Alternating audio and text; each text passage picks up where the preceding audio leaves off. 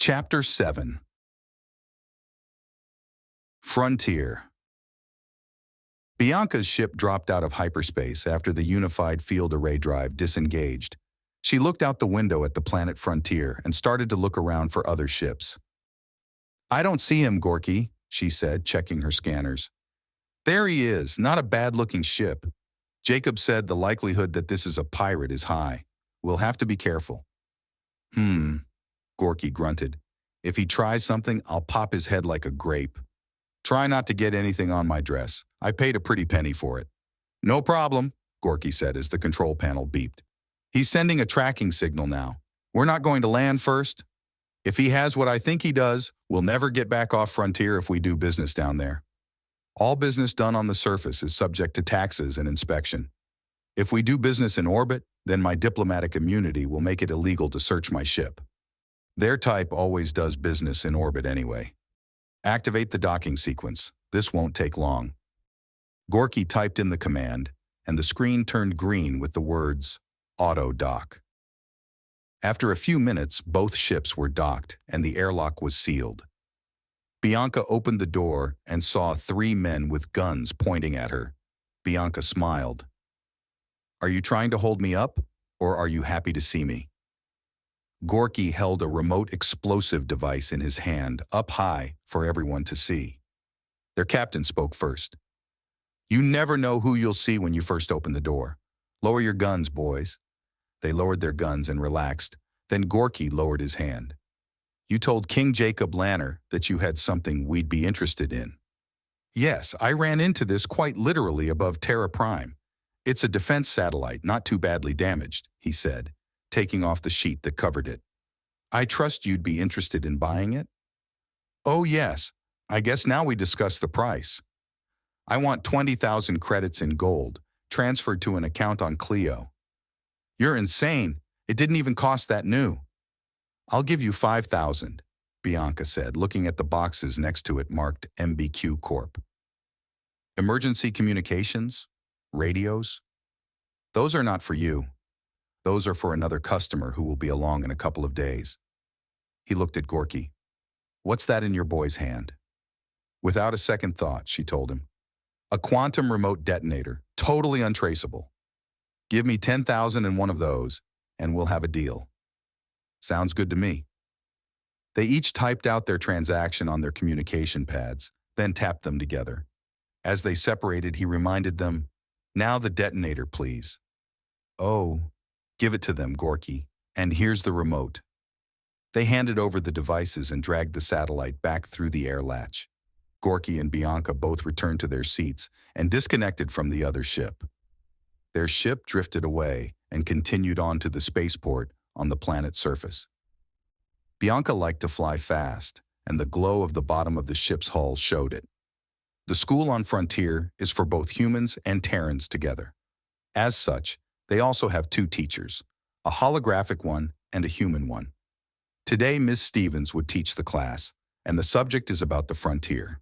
"All right, children," said Ms. Stevens. "We are going to talk about the Frontier and its role in being essential to the security of the Empire. As we know, the Empire resides in a globular cluster adjacent to the Milky Way galaxy. This planet, the Frontier or Planet Frontier, is the one closest to the rest of the galaxy. We are the stopover and the gatekeepers for all traffic to and from the galaxy. As such, the Empire arms us very well, and the best military schools in the Empire are here. Both humans and Terrans may join, but humans can only work in non-combat roles." A 12-year-old girl raised her hand. "Yes, Jenny?" asked Ms. Stevens. "Have any other aliens besides the Warren ever come?" "Yes, Jenny, we've had Beru, Santru, and several new races come from time to time, but the Warren have been the most frequent." Laura and Frank stepped off the shuttle at the spaceport. The Frontier spaceport was almost as modern as Terra Prime. Hovering holograms helped decide what you wanted to do, and personal indicators lit up on the floor to show you where to go. "Frank, nothing better spoil this one. We just got out a whim by the skin of our teeth. I thought we were dead." Then the Meeran came. "Did you see how big those guns were?" commented Laura. "I'm so worked up from all that I can just crash." Frank just grunted. Oh, here's customs. I hope he goes through your underwear for a change. They went up to the counter, and a woman started to check their bags. Oh, it's a woman. I feel much better now. Welcome to Frontier. Are you here on business or pleasure? The woman asked. It's our anniversary, so I hope it's all pleasure. Hey, Laura talked quietly. Are there any adlet on this world? The adlet are free to come, but there are no adlet settlements if that's what you're asking. The woman finished her inspection and closed everything back up. You're free to go. Grunt. Frank picked up the bags. Come on, Frank. I don't want to be late for the ride. Don't worry, I ordered our own transport. Oh, I canceled that and got a better hotel. What? We can save money by taking public transport to the embassy. The hotel is right next door. All the tours pick up from there, and the restaurants are within walking distance. Grunt. They both walked to the transportation lounge. We can walk home under the stars. It will be very romantic. Laura saw a familiar face. That's Bianca. Bianca, over here. Bianca looked surprised. She had only met these friends of Jacob's a few times. She thought it best to be polite. She walked over and greeted them. Hello, on vacation too? Oh yes, it's our anniversary, Laura jubilantly said back. Oh really? How long? 25. Well, on Frontier time we're not there yet, but we are on Meeran. Now that's true love, Bianca said, sounding truly interested. I hope to be there someday. Grunt. Are you and the muscle man that just left? Asked Laura. No, Bianca smiled. That reminds me, Jacob's been seeing that Abby. Is that going anywhere? If it's not, I have a sister who would love to date him, even if the human rumor were true. Bianca's blood pressure spiked for a moment, but she quickly calmed herself before answering. Jacob doesn't talk about her much, but she seems to be everywhere. You're telling me, I was certain we saw her on whim. Bianca was shocked. You were on whim? Did you get caught in the riots? Oh yeah, Frank had to take an adlet down. He's my hero. Grunt. Bianca looked at the arrivals board. Excuse me, I need to pick up an old friend. Her flight just landed. They parted ways, and Bianca made her way to the terminal. Olivia walked off the ship and let out a squeal. Bee! They gave each other a warm hug. Ouch! Careful, that's where I got shot. Her arm was still in a sling. It's been a couple of weeks, hasn't it? They said it may take a couple of months. I'll have a nice scar after it. The boys will think you're tough. They already do. They started walking to the transportation lounge. So much technology on Frontier, none of it on Meeran. Frontier's sin is gluttony, and technology is its food. I thought gluttony was Terra Prime. No, that's pride. The door opened to a personal transport waiting for them. Wow, nice ride. This has to cost some money. Wait, my bags. The valet already loaded them. I get a frequent customer discount. They both got in and buckled up. The car's voice scratched out. Location, please? Manual drive, ordered Bianca. Location, please? I drive myself, damn it. I'm from Meeran. The car gave in, and they started moving. I figured we'd go see Daddy first and then head out for the celebration. Celebration? What holiday? Barber Day, silly. But that was 2 days ago. Frontier's rotation around the sun is a little slower. Today is Barber Day here. Does that mean we're taking over? Olivia asked, laughing. Not yet. That's why we need to see Daddy. He's got connections with the human government on the reservation. If we can convince them to come to our side or stay out of the way, then they could influence the Frontier legislature too. Frontier is much more liberal. They let humans serve in the local government. Where's your muscle man? Ironically, he has family on Frontier too. I let him off his leash. We'll meet up later. Did you eat breakfast? I'm starved. I think it's dinner. I have chocolate-covered donuts and grape soda. Olivia gave Bianca a crazy look, then they both started laughing. Daddy's got something for us. The car did a flip in the air and landed in front of the only house on the mountaintop. Wow, talk about secluded. Your dad really likes his peace and quiet. They unbuckled their belts and walked to the house. An older man opened the door and shouted, "Babies!" while Bianca and Olivia both gave him a hug. "Come on in. Breakfast is ready." They walked in and took off their jackets. "Olivia, it's been even longer since I've seen you. It's been about 7 years. Is that how long since you and Terrence have been married? No kids? We seem to be much too busy. I see by your arm, my son making you do all his fighting. We all have our calling." A moment of awkwardness. "Come, sit, sit." The table was already set, and he brought out the food. "So, are you here on business or pleasure?" "Both. Isn't the best kind of business the kind that you can use as an excuse to see family?" "I'll accept that," he smiled while they chowed down. He turned serious. "You want to meet with the humans, don't you? To try and convince them this war of Jacobs is good." Bianca used a meek voice. "It's mine, too. The Adlet bombed us constantly. It was time for a change." Anything to do with the Adlet is a disaster. That's why I moved so far away." "Have you even talked to Jacob since you left?" "No, honey, I haven't. We just don't see eye to eye on things. He turned your brother against me. He was a troubled child. I tried to raise him the best I could. Anyways, rumor has it that his parents survived.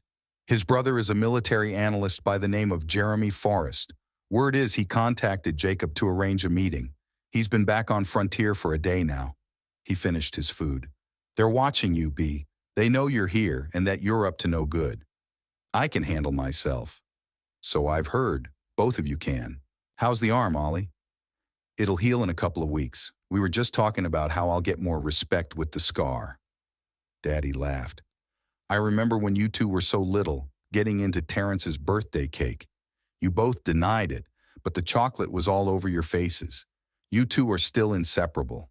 Bianca rented a personal transport for Gorky to visit some family too. He first flew over the old neighborhood and landed in front of the house. He took a deep breath and rang the bell. The door was opened by a woman who recognized him and quickly shut it. "Cheryl, come on. I have what I owe you, plus interest." She opened the door. "I thought you were dead. The checks stopped coming and I couldn't track you down." "I know.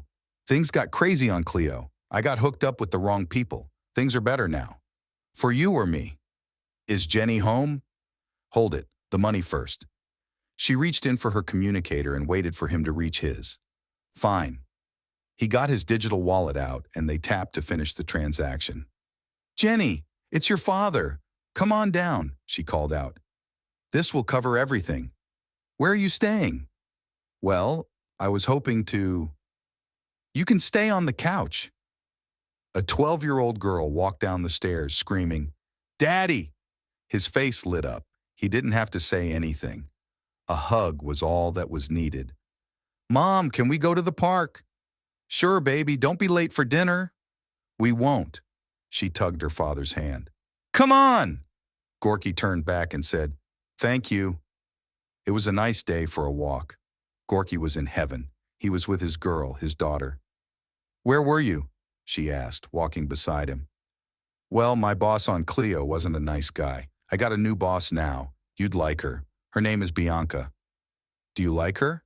He laughed. "She's my boss. She is a beautiful woman, but she already has someone." "How do you know someone likes you?" Alarm bells. "Why do you ask?" "There's this boy at school." "And you like him?" "Well, usually they'll show you more attention, and they're nicer to you than anyone else. But most of the time, it's all the boy's job, which doesn't make anything easier." Bianca and Olivia dressed to kill. They were determined to be noticed and get all the attention.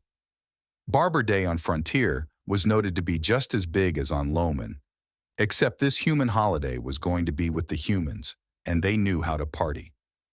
Not many Terrans joined them in this celebration. Because of their close relations with the humans, Loman is the only Terran world that did.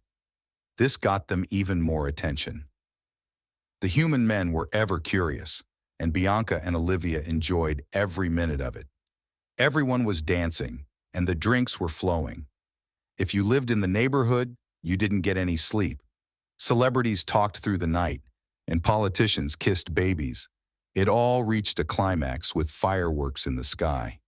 After they were finally tired and inebriated, they returned to Daddy's cabin and decided to watch the stars on the porch. Bianca suddenly remembered something and pulled out a quantum trigger, handing it to Olivia. "You want to do the honors?" "Who is this going to blow up?" Olivia responded. "A pirate ship I just had dealings with. They were shipping emergency radio equipment to Terra Prime. I figured they shouldn't have anything good." Bianca pointed into the sky. "They should be around there." Olivia pushed the button and waited a couple of minutes. "I don't see anything." "That can't be good." Then a streak of fire lit up the sky. "Oh, much better. You are so bad. Double toil and trouble. Fire burn and cauldron bubble." Quoting Shakespeare back, "Look like the innocent flower, but be the serpent under it.